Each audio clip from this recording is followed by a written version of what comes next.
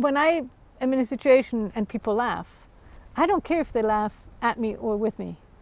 I'm just happy that they're laughing. I'm thinking, well, they're laughing. It's a joyous moment. It feels good, so it's going to make me feel good. And I choose to interpret it as laughing with me because that's just a nicer way to feel. If it's not the case, they own it. I don't. If there's judgment involved, it's theirs. It's not mine. But there's another side to judgment which I've sort of discovered 7-8 years ago as I was going through the whole coaching discovery process and the certification and the learning, and judgment is one of the first things that you remove. In coaching, you do not judge. It's not your place to judge. You don't know what the other person's going through. They're trying to find their own solutions, so it's not up to you to bring any kind of, even if it's a squint or a funny face that would portray any kind of judgment in respect to what they're talking about. And but at first you might think, okay, don't judge because it doesn't help them. But I've found that not judging people makes me feel so much better. There's a real liberating factor to this idea that I'm not judging. I'm not going to say I never judge. Of course, there are moments where something happens and it triggers me, and I'm like, But just as a general rule, I've disconnected, I would say, to 80-90% from judgment, from that a subconscious judgment, and it makes me feel really nice. It's just like, why would I judge them? If I judge them, it brings up emotions that are not pleasant, and they're unnecessary because I actually don't even know if this is right or, my feeling is right or wrong. And why would I even entertain that feeling, because it's not even about me. So. No, and that was a really beautiful sort of side effect that I wasn't necessarily expecting. Yeah.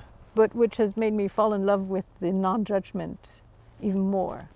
And the thing is, I find that I'm a believer that when we judge someone, we remove the ability for them to become anything else in your mind, and you reduce your ability to learn from them, because you've put them in a box and you've given them limitations which only exist in your mind. And then they can, depending on the level of judgment, it can then be a situation of, I used to be judgmental. I used to be very judgmental when I was working in the city. Oh my God, look at him. Those socks do not match his tie. Or the cut of his suit is not good. Or you've got a nice suit with a cheap shirt. Like all this makes me sound really douchey, but I have to own that. And I'd be very much that way. And then what I would find is I would, as I've looked back and done my work on those times, I would find that when I cast judgment on somebody, I would put them into a behavioural box of expectation of how I thought they were going to act. And if they acted outside of that, in my mind they were being inauthentic, because they weren't acting the way that I judged that they should act. Now, how stupid is that? It's just absolutely ridiculous. And that's it. And the thing is, the way that our minds are programmed, we have to kind of determine what something is. We don't like not knowing. We have to have an label opinion. And categorize. And I think at some level it's important. I need to know that, I need to be able to look at the floor and know that that's a pile of broken glass there, and be able to judge that is dangerous. So it has its place. It's not like I don't judge anything or anybody. That doesn't, I don't believe, work. Yeah. Or in my experience from my life so far, that doesn't work, because our brain's not wired that way anyway. No, it needs to happen. There needs to be some kind of distinction created in moments. But where it's then driven by the ego, which was where my judgment was. My judgment was all egoic. Like if I would look at somebody, here is another one. If I would look at somebody, a guy, and he's not really there. That one over there? Yeah, he's not really there. That twig? Yeah, that twig is the target of, yeah. So if I were to see somebody when I was in my city days, and he had better shoes, and his suit fit better, and I thought he was a more handsome guy, and he had fantastic hair, and all of this stuff, and his briefcase matched his watch, matched his belt, matched his shoes, or something like this, something which I thought in the moment was done very, very well, very elegantly, I would almost catch myself gazing, trying to find the weak link Yeah, the butt. The butt. But he must be an idiot. Yeah, but he's got a little bit of mayonnaise on his lapel. What a cock. Like, he is an absolute... I have no mayonnaise on my lapel. You know, and it's just... And in those moments, it would never make you feel good. And like, as I've been going through this journey over the last few years, and that was dissipating in me, that was starting to disappear, when that program would automatically come up and play out in my mind, because it was still there even though I was disconnecting from it, I would feel dirty and I would actually have a feeling of weakness, an actual feeling of weakness.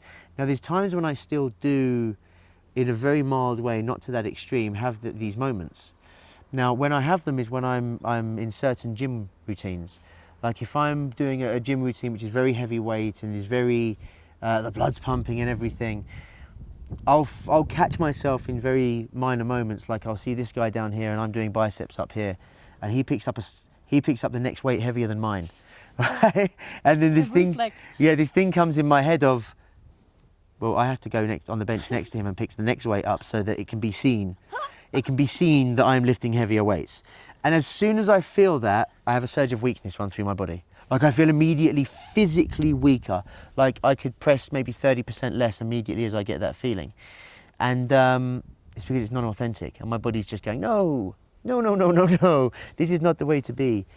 And so it's still there and in moments, but in those moments, it's now kind of, I'm so attuned with things with myself. It's almost like a second or two. Yeah. And my reaction then is just to laugh, because I do find it genuinely hilarious.